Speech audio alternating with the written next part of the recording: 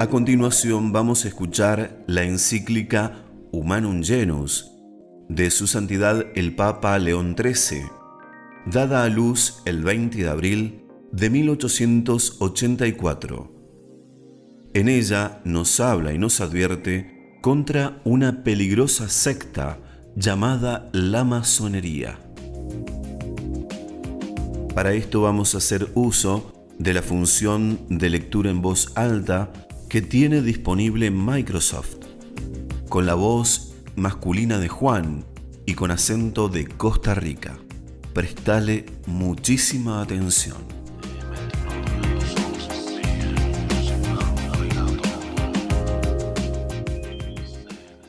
León XIII, encíclica Humanum Genus. Otra condena de las sociedades secretas por parte de los papas. Condena de las doctrinas difundidas por la masonería. Masonería contra la Iglesia y el papado. Las principales aspiraciones de la masonería. Trucos masónicos, mentiras y calumnias. Órdenes del Papa León XIII. Sobre la masonería. La raza del hombre, después de su caída miserable de Dios, el creador y dador de los dones celestiales, por la envidia del diablo, se dividió en dos partes diversas y opuestas, de las cuales la una lucha firmemente por la verdad y la virtud, la otra de aquellas cosas que son contrarias a la virtud y a la verdad. Uno es el reino de Dios en la tierra, es decir, la verdadera Iglesia de Jesucristo, y los que desean de corazón unirse a ella para alcanzar la salvación, deben necesariamente servir a Dios y a su Hijo unigénito con toda su mente y con toda su voluntad. El otro es el reino de Satanás, en cuya posesión y control están todos los que siguen el ejemplo fatal de su líder y de nuestros primeros padres, aquellos que se niegan a obedecer la ley divina y eterna, y que tienen muchos propósitos propios en el desprecio de Dios.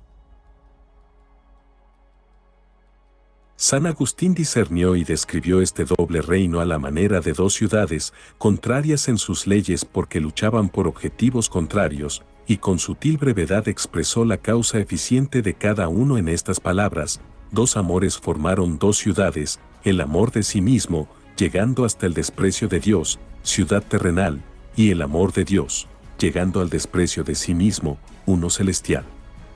En todo periodo de tiempo cada uno ha estado en conflicto con el otro, con una variedad y multiplicidad de armas y de guerra, aunque no siempre con igual ardor y asalto. En este periodo, sin embargo, los partidarios del mal parecen estar combinándose y luchando con vehemencia unida, guiados o asistidos por esa asociación fuertemente organizada y extendida llamada francmasones. Ya no ocultan sus propósitos, ahora se levantan valientemente contra Dios mismo. Están planeando la destrucción de la Santa Iglesia pública y abiertamente, y esto con el fin establecido de despojar por completo a las naciones de la cristiandad, si fuere posible, de las bendiciones obtenidas para nosotros por medio de Jesucristo nuestro Salvador.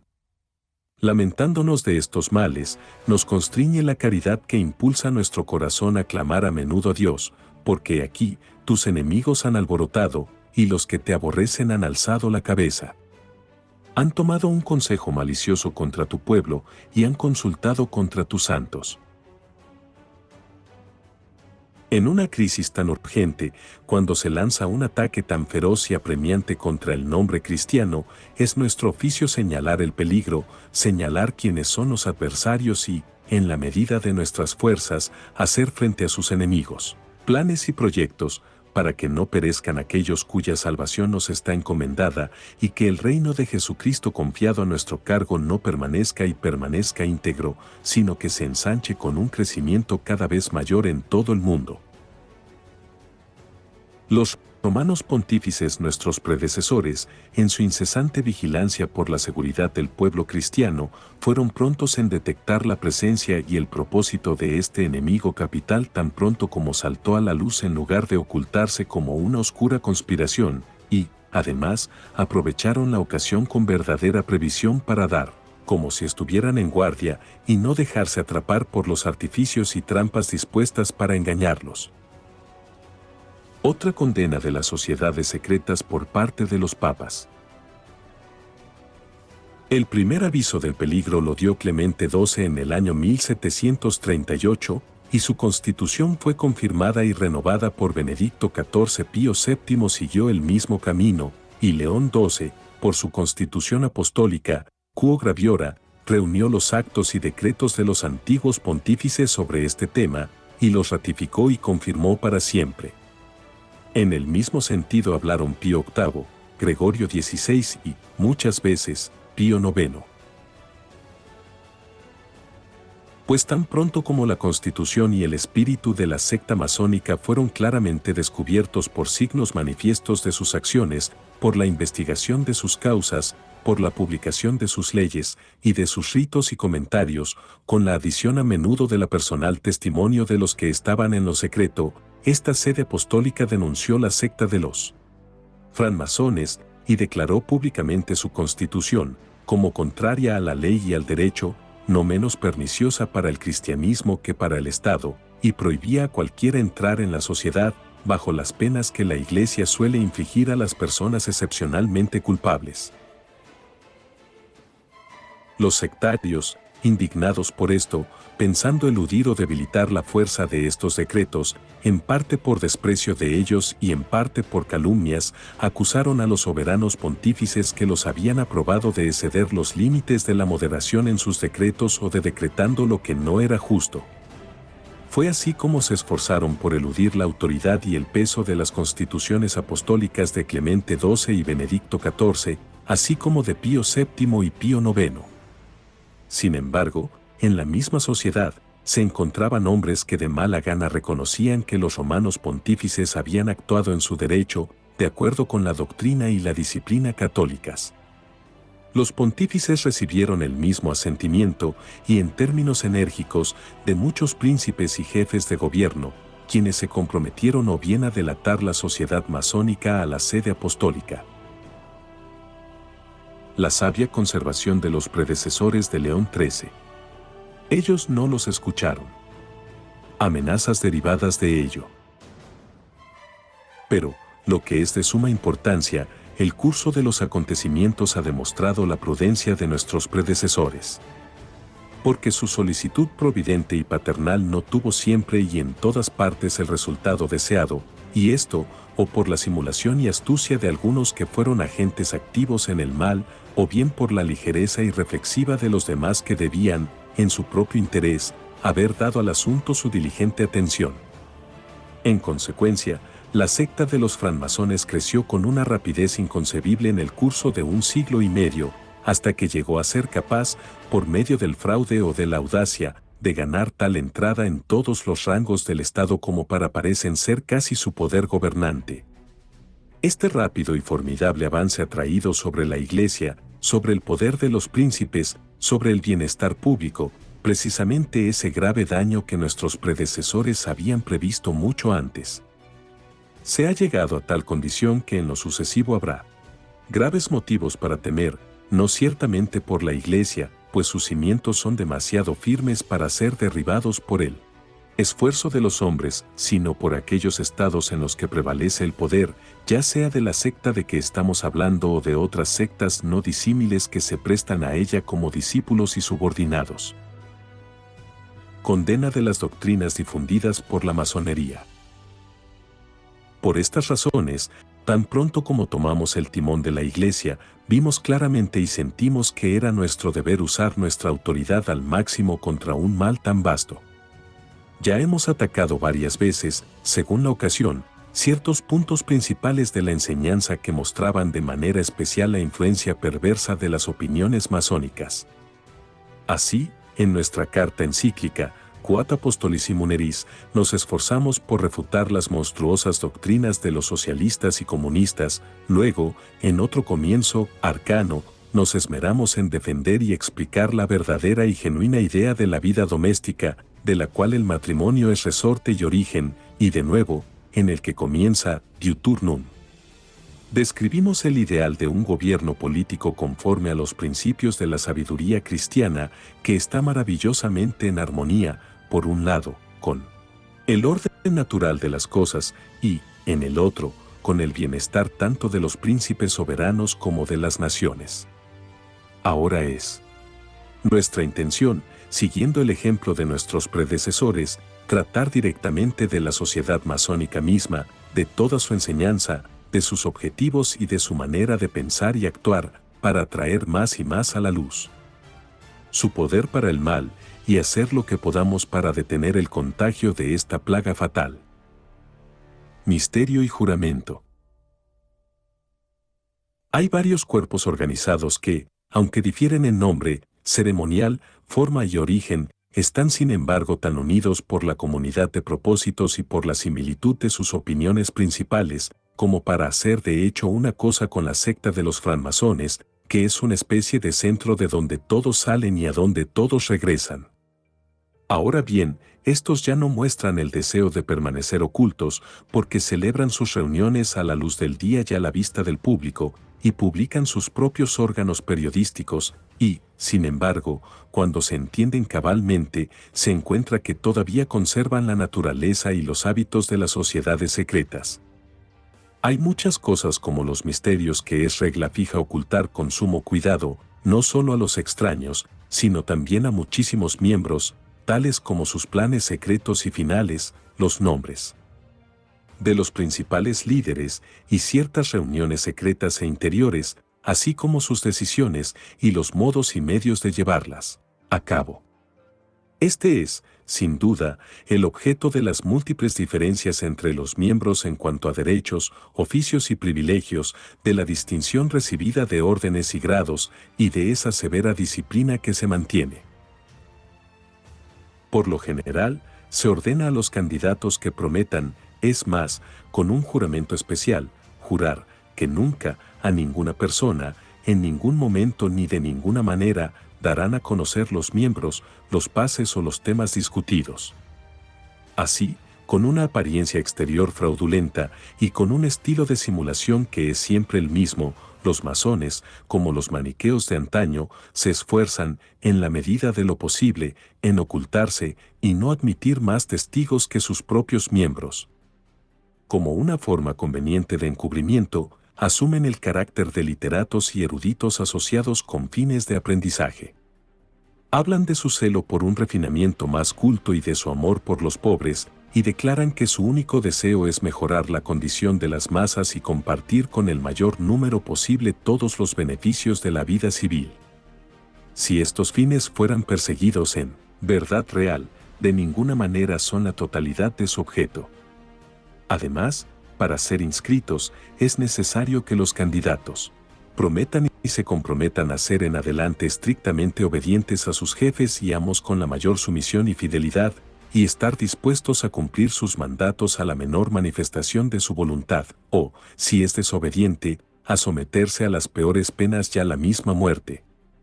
De hecho, si se juzga que alguno ha traicionado los actos de la secta o se ha resistido a las órdenes dadas, se le inflige castigo con no poca frecuencia y con tanta audacia y destreza que el asesino muy a menudo escapa a la detección y castigo de su delito. Pero simular y querer esconderse, atar a los hombres como esclavos con lazos más estrechos y sin dar razón suficiente, servirse de hombres sometidos a la voluntad de otro para cualquier acto arbitrario, armar las manos derechas de los hombres para el derramamiento de sangre después de asegurar la impunidad del crimen. Todo esto es una enormidad ante la cual la naturaleza retrocede. Por tanto, la razón y la verdad misma ponen de manifiesto que la sociedad de que hablamos está en antagonismo con la justicia y la rectitud natural. Y esto se hace aún más claro, por cuanto otros argumentos también, y estos muy manifiestos, prueban que se opone esencialmente a la virtud natural. Porque, por grande que sea la astucia de los hombres en ocultar y su experiencia en mentir, es imposible impedir que los efectos de cualquier causa muestren, de algún modo, la naturaleza intrínseca de la causa de donde proceden. Masonería contra la Iglesia y el Papado. Ahora bien, la secta masónica produce frutos perniciosos y de sabor amargo. Porque, por lo que hemos mostrado más arriba claramente, lo que es su propósito último se impone a la vista, a saber, el derrocamiento total de todo el orden religioso y político del mundo que la enseñanza cristiana ha producido, y la sustitución de un nuevo orden. Estado de cosas de acuerdo con sus ideas, cuyos fundamentos y leyes se extraerán del mero naturalismo. Lo que hemos dicho y vamos a decir debe entenderse de la secta de los francmasones tomada genéricamente y en cuanto comprende las asociaciones afines a ella y confederadas con ella, pero no de los miembros individuales de ellas. Puede haber personas entre ellas, y no pocas, que, aunque no estén libres de la culpa de haberse enredado en tales asociaciones, no son, sin embargo, cómplices de sus actos criminales ni conscientes del objetivo último que se esfuerzan por alcanzar. De la misma manera, algunas de las sociedades afiliadas, tal vez, de ninguna manera aprueben las conclusiones extremas que, si fueran consistentes, adoptarían como consecuencia necesaria de sus principios comunes, si su misma asquerosidad no los golpeara con horror. Algunos de estos, de nuevo, son llevados por circunstancias de tiempo y lugar a apuntar a cosas más pequeñas de lo que los otros usualmente intentan o de lo que ellos mismos desearían intentar. Sin embargo, por esta razón no deben considerarse ajenos a la Federación Masónica. Para la Federación Masónica debe ser juzgada no tanto por las cosas que ha hecho o llevado a cabo, como por la suma de sus opiniones pronunciadas. Ahora bien, la doctrina fundamental de los naturalistas, que ellos mismos dan a conocer suficientemente por su mismo nombre, es que la naturaleza humana y la razón humana deben ser en todas las cosas maestra y guía. Dejando esto por escrito, les importan poco los deberes para con Dios o los pervierten con opiniones erróneas y vagas. Porque niegan que algo haya sido enseñado por Dios, no admite ningún dogma de religión o de verdad que no pueda ser comprendido por la inteligencia humana, ni ningún maestro al que deba creerse en razón de su autoridad. Y como es deber especial y exclusivo de la Iglesia Católica exponer plenamente con palabras las verdades divinamente recibidas, enseñar, además de otras ayudas divinas para la salvación, la autoridad de su oficio, y defenderla con perfecta pureza, es contra la Iglesia que se dirige principalmente la ira y el ataque de los enemigos. En los asuntos que conciernen a la religión, que se vea cómo actúa la secta de los francmasones, especialmente donde es más libre para actuar sin restricciones, y luego que cualquiera juzgue si en realidad no quiere llevar a cabo la política de los naturalistas. Mediante un trabajo prolongado y perseverante, se esfuerzan por lograr este resultado, a saber, que el oficio de enseñar y la autoridad de la Iglesia no tengan importancia en el estado civil, y por esta misma razón declaran al pueblo y sostienen que la Iglesia y el Estado deben estar totalmente desunidos. Por este medio rechazan de las leyes y de la comunidad la sana influencia de la religión católica y, en consecuencia, imaginan que los estados deben constituirse sin tener en cuenta las leyes y preceptos de la Iglesia. Tampoco les parece suficiente despreciar a la Iglesia, la mejor de las guías, a menos que también la perjudiquen con su hostilidad. De hecho, con ellos es lícito atacar con impunidad los fundamentos mismos de la religión católica, en el habla, en la escritura y en la enseñanza, e incluso los derechos de la Iglesia no se salvan, y los oficios con los que está divinamente investida no están a salvo. Se deja a la Iglesia la menor libertad posible para administrar los asuntos, y esto se hace mediante leyes aparentemente no muy hostiles, pero en realidad enmarcadas y preparadas para obstaculizar la libertad de acción. Además, vemos imponer leyes excepcionales y onerosas al clero, con el fin de que disminuya continuamente en número y en medios necesarios. Vemos también los remanentes de las posesiones de la Iglesia encadenados por las condiciones más estrictas. Pero contra la sede apostólica y el romano pontífice se ha dirigido durante mucho tiempo la contienda de estos enemigos. El pontífice fue primero, por razones engañosas, expulsado del baluarte de su libertad y de su derecho. El principado civil, pronto, fue llevado injustamente a una condición que era insoportable debido a las dificultades planteadas por todos lados, y ahora ha llegado el momento en que los partidarios de las sectas declaran abiertamente, lo que en secreto entre ellos han tramado durante mucho tiempo, que el poder sagrado de los pontífices debe ser abolido, y que el papado mismo, fundado por derecho divino, debe ser completamente destruido. Si faltaran otras pruebas, este hecho quedaría suficientemente revelado por el testimonio de hombres bien informados, de los cuales algunos en otros tiempos, y otros recientemente, han declarado que es cierto que los masones desean, especialmente atacar a la Iglesia con hostilidad irreconciliable y que nunca descansarán hasta que hayan destruido todo lo que los sumos pontífices han establecido por el bien de la religión. Si a los que son admitidos como miembros no se les ordena abjurar por ninguna forma de palabras de las doctrinas católicas, esta omisión, lejos de ser adversa a los designios de los francmasones, es más útil para sus fines. Primero, de esta manera engañan fácilmente a los ingenuos y negligentes y pueden inducir a un número mucho mayor a convertirse en miembros. Además, como todos los que se ofrecen a sí mismos son recibidos cualquiera que sea su forma de religión, enseñan el gran error de esta época, que la consideración por la religión debe ser considerada como un asunto indiferente y que todas las religiones son iguales. Esta manera de razonar está calculada para provocar la ruina de todas las formas de religión y especialmente de la religión católica, que, por ser la única verdadera, no puede, sin gran injusticia, ser considerada como meramente igual a las demás religiones. Pero los naturalistas van mucho más allá, porque, habiendo entrado en las cosas más elevadas en un curso totalmente erróneo, son llevados de cabeza a los extremos, ya sea por causa de la debilidad de la naturaleza humana o porque Dios les inflige el justo castigo de su orgullo. Por eso sucede que ya no consideran como ciertas y permanentes las cosas que se comprenden plenamente a la luz natural de la razón, como ciertamente lo son, la existencia de Dios, la naturaleza inmaterial del alma humana y su inmortalidad. La secta de los masones, por un curso de error similar, está expuesta a estos mismos peligros, porque, aunque de manera general puedan profesar la existencia de Dios, ellos mismos son testigos de que no todos mantienen esta verdad con pleno asentimiento de la mente o con firme convicción.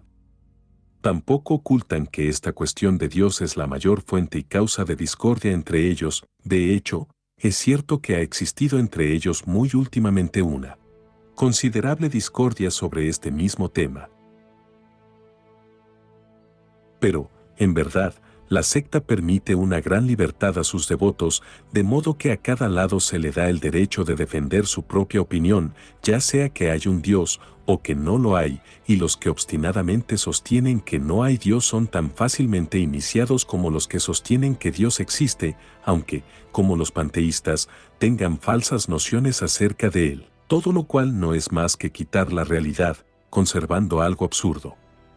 Representación de la naturaleza divina.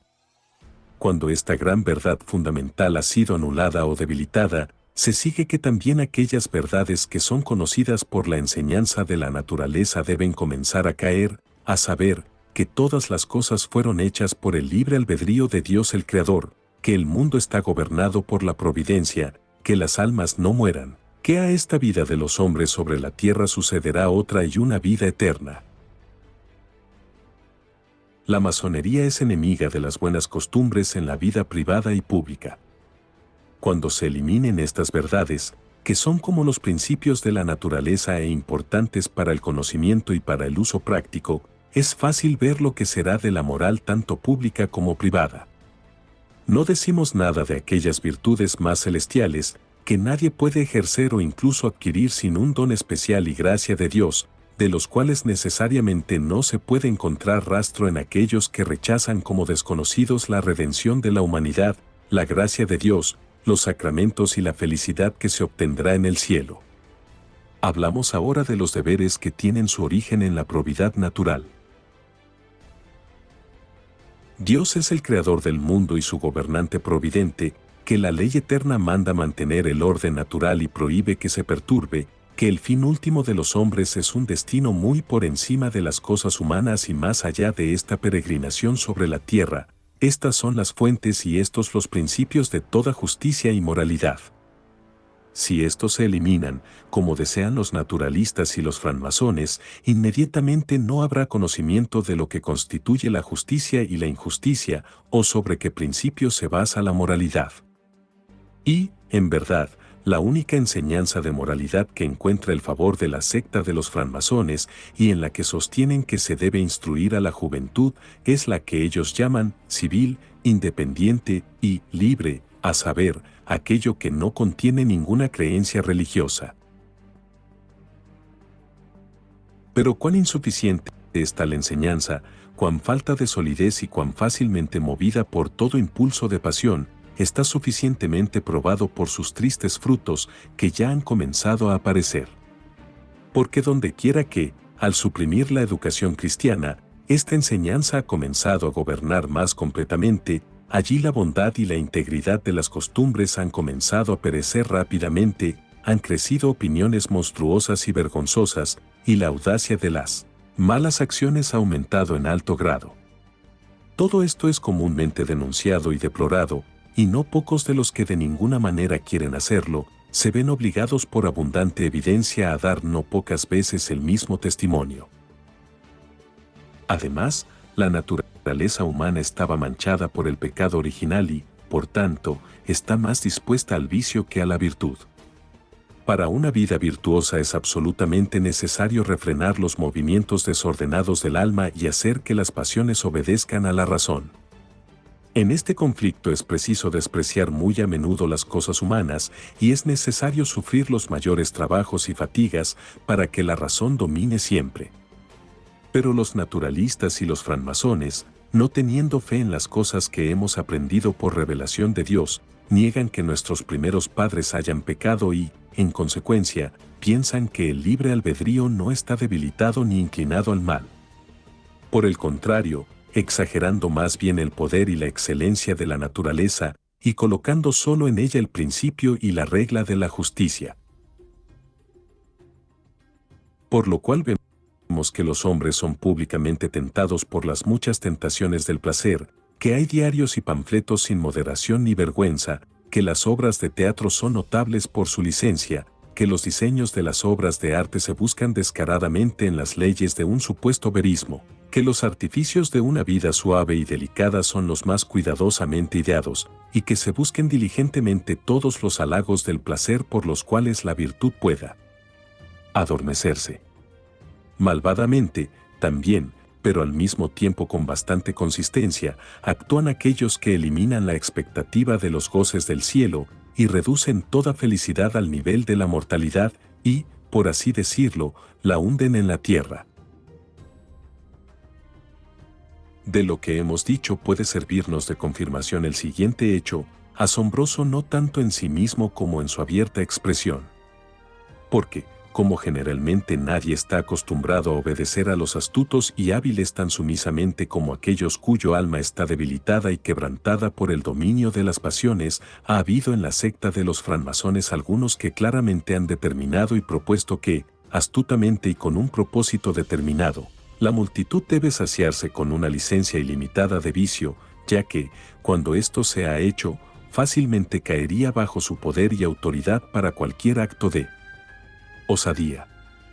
Lo que se refiere a la vida doméstica en la enseñanza de los naturalistas está contenido casi en su totalidad en las siguientes declaraciones, que el matrimonio pertenece al género de los contratos comerciales, que pueden ser revocados con derecho por la voluntad de quienes lo celebraron, y que los gobernantes civiles del Estado tienen potestad sobre el vínculo matrimonial, que en la educación de la juventud nada debe enseñarse en materia de religión como de opinión cierta y fija, y cada uno debe quedar en libertad de seguir, cuando llegue a la mayoría de edad, lo que quiera.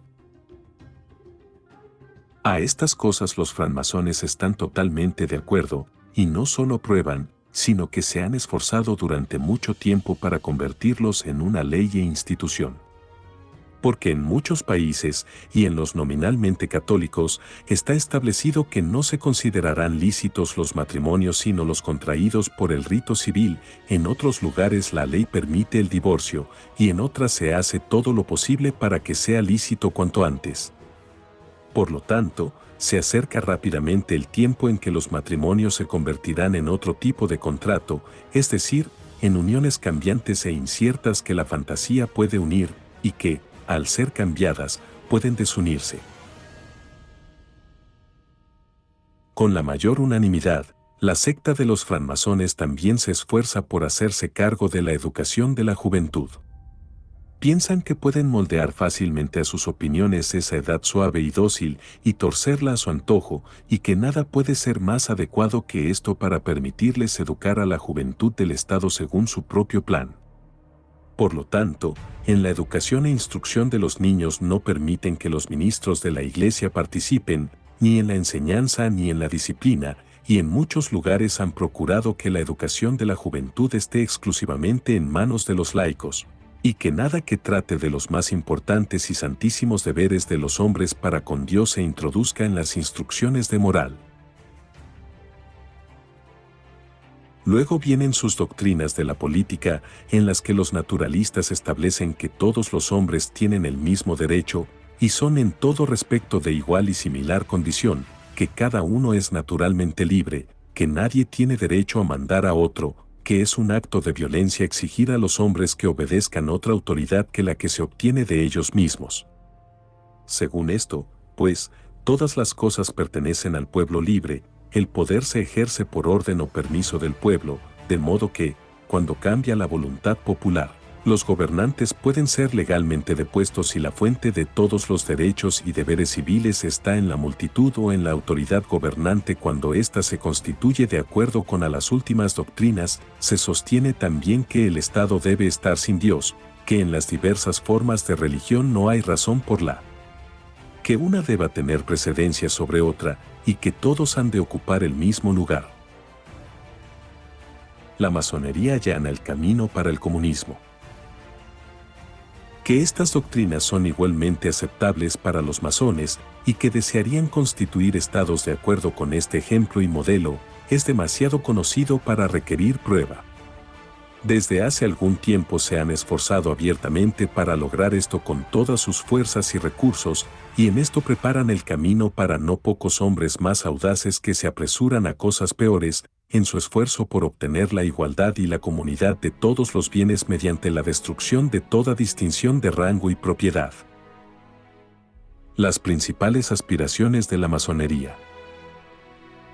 ¿Qué es, pues, la secta de los francmasones, y qué curso sigue? Se desprende suficientemente del resumen que hemos dado brevemente.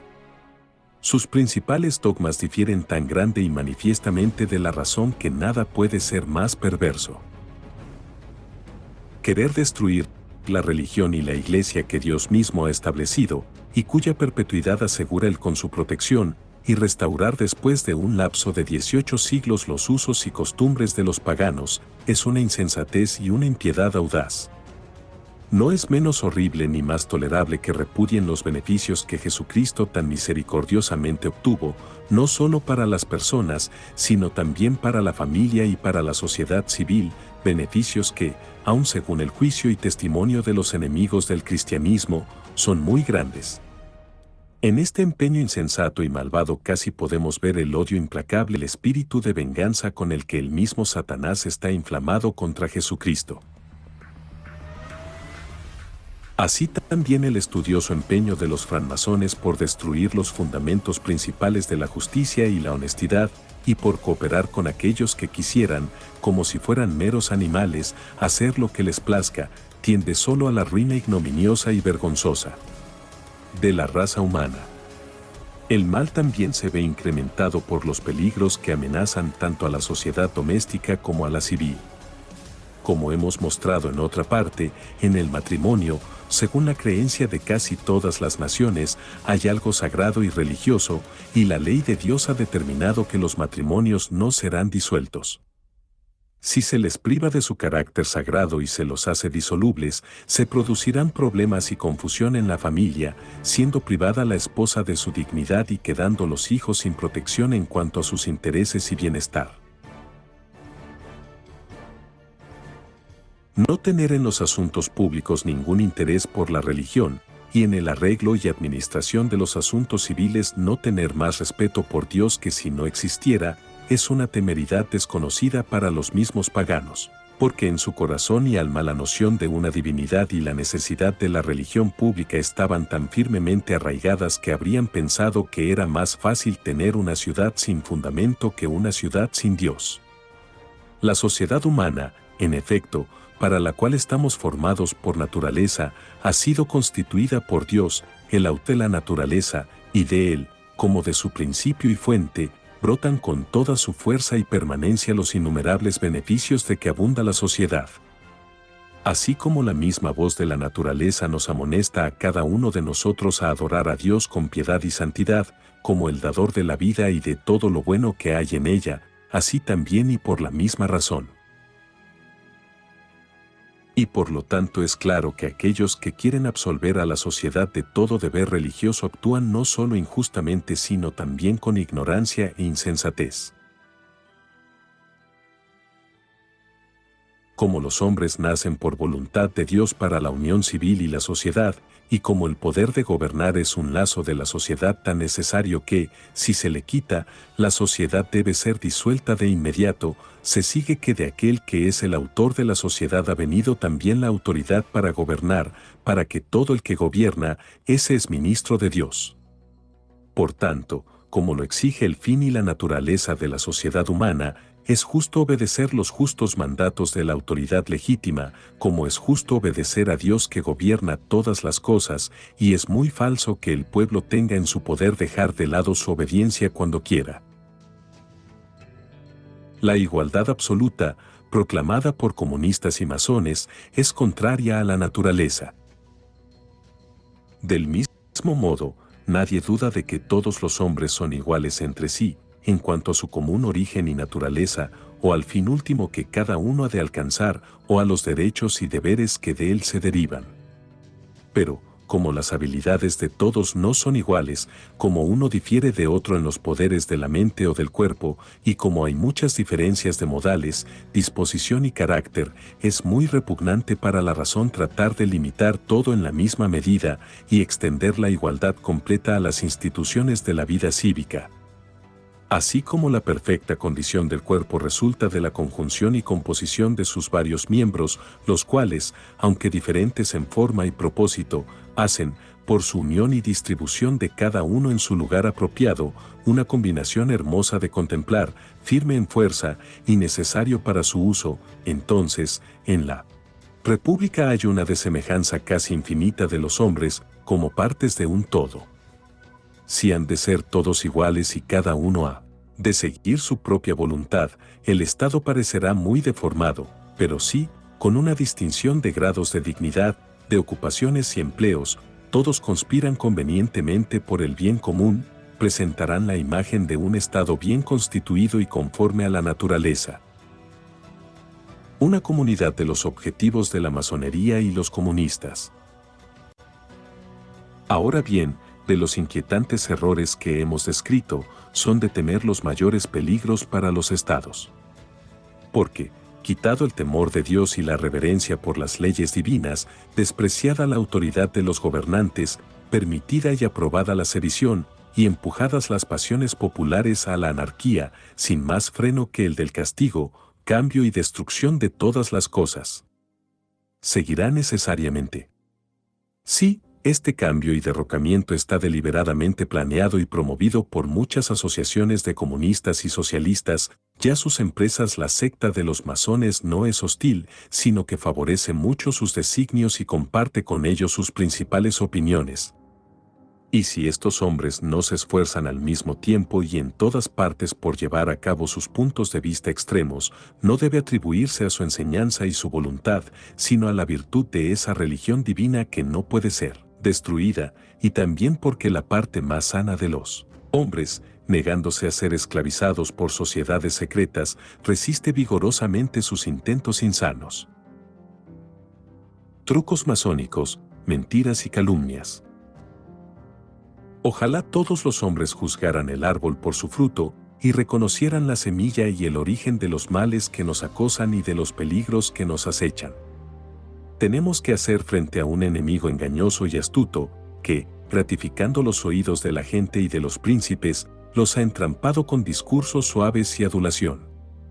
Congraciándose con los gobernantes bajo el pretexto de la amistad, los francmasones se han esforzado por convertirlos en sus aliados y poderosos ayudantes para la destrucción del nombre cristiano, y para incitarlos más fuertemente, han acusado, con determinada calumnia, a la Iglesia de contender envidiosamente con los gobernantes en asuntos que afectan su autoridad y poder soberano. Habiéndose asegurado con estos artificios su propia seguridad y audacia, han comenzado a ejercer gran peso en el gobierno de los estados. De la misma manera, con halagos han engañado al pueblo, proclamando a gran voz la libertad y la prosperidad pública, y diciendo que se debía a la Iglesia y a los reyes que la multitud no fuera sacada de su injusta servidumbre y pobreza, han impuesto al pueblo, y excitándolo de sed por novedad, les han instado a arremeter tanto contra la Iglesia como contra el poder civil. Sin embargo, la expectativa de los beneficios que se esperaba es mayor que la realidad. En efecto, la gente común, más oprimida que antes, está privada en su miseria de ese consuelo que, si las cosas hubieran sido arregladas cristianamente, habrían tenido con facilidad y en abundancia. Pero quien lucha contra el orden que la divina providencia ha constituido paga normalmente la pena de su orgullo. La Iglesia solo quiere hacer el bien. La Iglesia, si manda a los hombres a obedecer principalmente y sobre todo a Dios el Señor soberano, se cree errónea y falsamente que tiene envidia del poder civil o que se arroga algo de los derechos de los soberanos. Por el contrario, enseña que lo que se debe al poder civil debe dársele con convicción y conciencia del deber.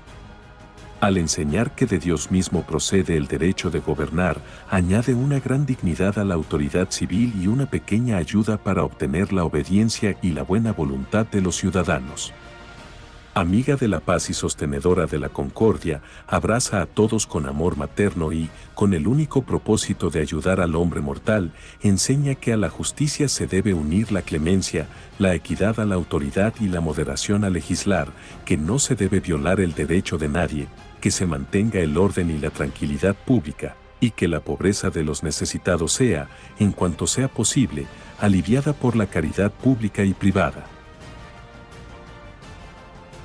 Pero por esto, para usar las palabras de San Agustín, los hombres piensan o quieren creer que la enseñanza cristiana no es adecuada para el bien del Estado, porque quieren que el Estado no se base en la virtud sólida, sino en la impunidad del vicio.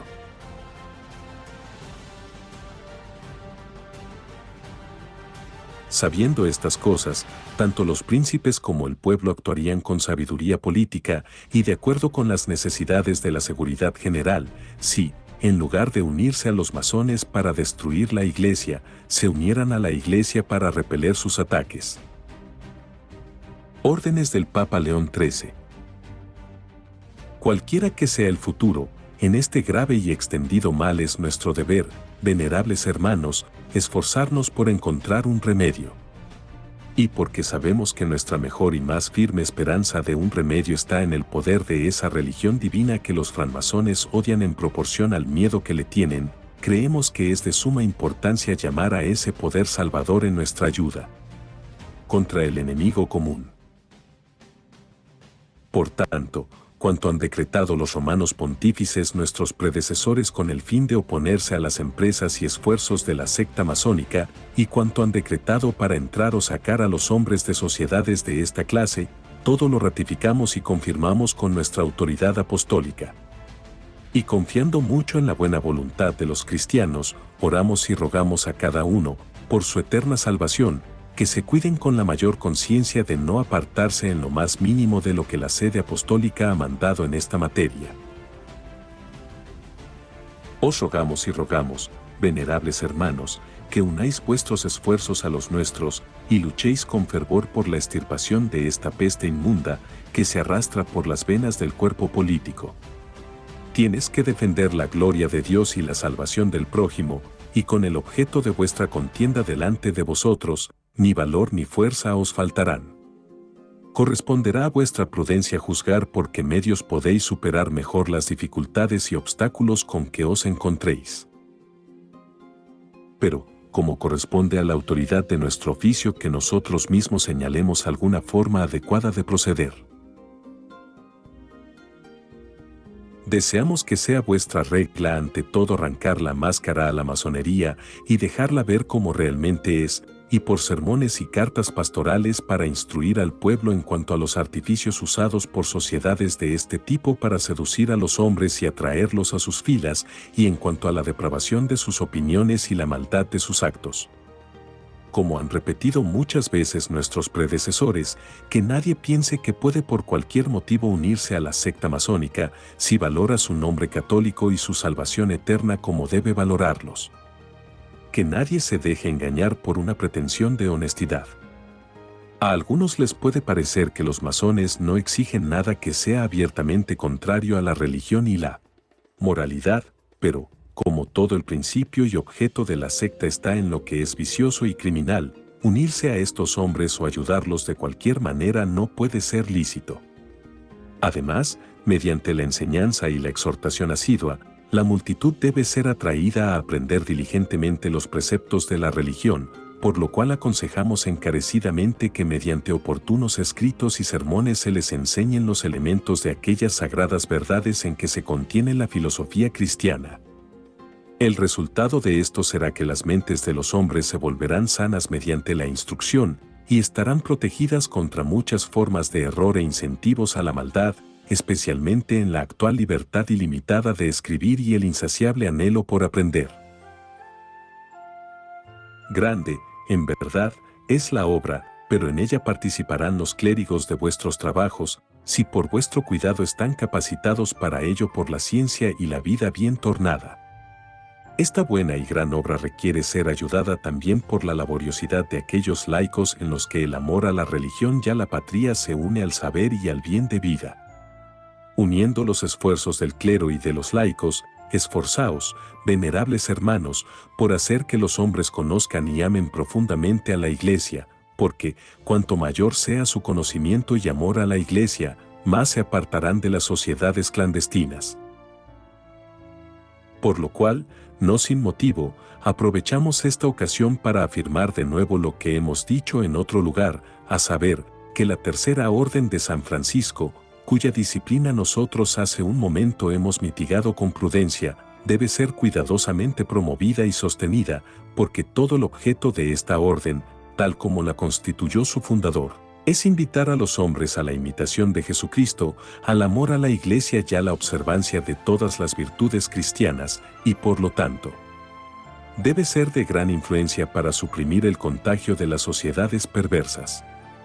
Que, por lo tanto, esta santa cofradía se fortalezca con un aumento diario. Entre los muchos beneficios que se esperarán de él, estará el gran beneficio de atraer las mentes de los hombres a la libertad, la fraternidad y la igualdad de derechos, no como los masones imaginan absurdamente, pero como Jesucristo obtuvo para el género humano y San Francisco aspiró, la libertad, queremos decir, de los hijos de Dios, por la cual podemos ser libres de la esclavitud de Satanás o de nuestras pasiones, ambos amos perversos, la fraternidad cuyo origen está en Dios, el común Creador y Padre de todos, la igualdad que, fundada en la justicia y la caridad, no elimina todas las distinciones entre los hombres, sino que, a partir de las variedades de la vida, de los deberes y de las actividades, forma esa unión y esa armonía que tiende naturalmente al beneficio y a la dignidad de la sociedad. En tercer lugar, hay un asunto sabiamente instituido por nuestros antepasados, pero con el tiempo dejado de lado, que ahora puede usarse como modelo y forma de algo similar. Nos referimos a las asociaciones de gremios de trabajadores para la protección, bajo la guía de la religión, tanto de sus intereses temporales como de su moralidad. Si nuestros antepasados, por mucho uso y experiencia, sintieron el beneficio de estos gremios, nuestra época quizás lo sienta más por la oportunidad que darán de aplastar el poder de las sectas. Los que se sostienen del trabajo de sus manos, además de ser, por su misma condición, los más dignos de la caridad y del consuelo, están también especialmente expuestos a las tentaciones de los hombres cuyos caminos están en el fraude y el engaño. Por lo tanto, se les debe ayudar con la mayor bondad posible y ser invitados a unirse a asociaciones que son buenas para que no se desvíen a otras que son malas. Por eso deseamos grandemente, por la salvación del pueblo, que bajo los auspicios y patrocinio de los obispos y en tiempos convenientes, estos gremios sean generalmente restablecidos. Con gran deleite nuestro, ya se han establecido en muchos lugares cofradías de este tipo y también asociaciones de maestros, teniendo cada clase de ellas por objeto ayudar al trabajador honesto, proteger a sus hijos y familia, y promover en ellos la piedad, el conocimiento cristiano y la vida moral. Estos gremios pueden ser generalmente restaurados. Y en esta materia no podemos dejar de mencionar aquella sociedad ejemplar que lleva el nombre de su fundador, San Vicente, que tanto mereció de las clases bajas. Sus actos y sus fines son bien conocidos. Todo su objeto es dar alivio a los pobres y miserables. Esto lo hace con singular prudencia y modestia, y cuanto menos quiere ser visto, tanto mejor se presta para el ejercicio de la caridad cristiana y para el alivio del sufrimiento. En cuarto lugar, para alcanzar más fácilmente lo que queremos, a vuestra fidelidad y vigilancia encomendamos de modo especial a los jóvenes como esperanza de la sociedad humana. Dedicad la mayor parte de vuestro cuidado a su instrucción y no penséis que ninguna precaución puede ser bastante grande para apartarlos de maestros y escuelas de donde es de temer el aliento pestilente de las sectas. Bajo vuestra guía, los padres, los maestros religiosos y los sacerdotes que tienen la cura de almas aprovechen todas las oportunidades en su enseñanza cristiana para advertir a sus hijos y alumnos de la naturaleza infame de estas sociedades, para que aprendan a tiempo a cuidarse de los diversos y fraudulentos artificios con que sus promotores acostumbran a embaucar a la gente. Sabemos bien, sin embargo, que nuestros trabajos unidos de ninguna manera serán suficientes para arrancar estas semillas perniciosas del campo del Señor, a menos que el Maestro Celestial de la viña nos ayude misericordiosamente en nuestros esfuerzos. Debemos, pues, con gran y ansiosa solicitud, implorarle la ayuda que requiere la grandeza del peligro y de la necesidad. La secta de los francmasones se muestra insolente y orgullosa de su éxito y parece como si no pusiera límites a su pertinacia. Sus seguidores, unidos por un pacto perverso y por consejos secretos, se ayudan unos a otros y se excitan unos a otros a la audacia de las cosas malas. Un ataque tan vehemente exige una defensa igual, a saber, que todos los hombres buenos deben formar la más amplia asociación posible de acción y oración. Les rogamos, por lo tanto, con corazones unidos, que permanezcan juntos e inconmovibles contra la fuerza de avance de las sectas y en duelo y súplica extender sus manos a Dios, orando para que el nombre cristiano florezca y prospere, para que la Iglesia goce de su necesaria libertad, para que los que se han descarriado vuelvan a la mente recta, para que el error al fin sea eliminado. Dar lugar a la verdad y el vicio a la virtud. Tomemos como nuestra ayudante e intercesora a la Virgen María, Madre de Dios, para que ella, que desde el momento de su concepción venció a Satanás, muestre su poder sobre estas sectas malvadas en las que revive el espíritu contumaz del demonio, junto con su perfidia y engaño sin control. Roguemos a Miguel, el príncipe de los ángeles celestiales, que expulsó al enemigo infernal, y José, el esposo de la Santísima Virgen y celestial patrono de la Iglesia Católica, y los grandes apóstoles, Pedro y Pablo, los padres y campeones victoriosos de la fe cristiana. Por su patrocinio y por la perseverancia en la oración unida, esperamos que Dios socorra misericordiosamente y oportunamente al género humano, que está rodeado de tantos peligros. Como prenda de los dones celestiales y de nuestra benevolencia, os concedemos amorosamente en el Señor, a vosotros, venerables hermanos, y al clero y a todo el pueblo encomendado a vuestro cuidado atento, nuestra bendición apostólica. Papa León XIII.